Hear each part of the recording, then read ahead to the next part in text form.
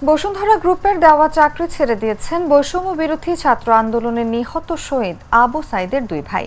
ব্যক্তিগত কারণ দেখিয়ে চাকরি থেকে অব্যাহতি নিয়েছেন তারা।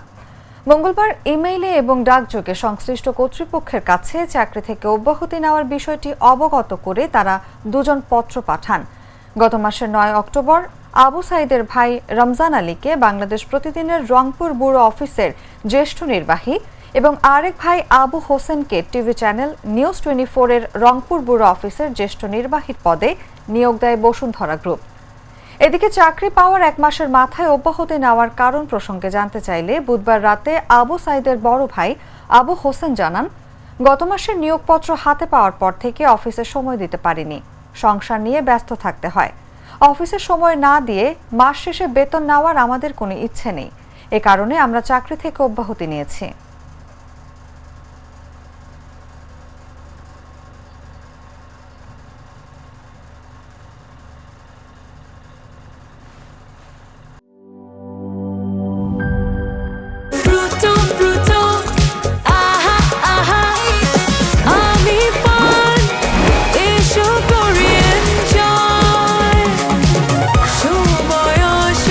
প্রাণ ফ্রুটো, সময় অসময় ফ্রুটোময়।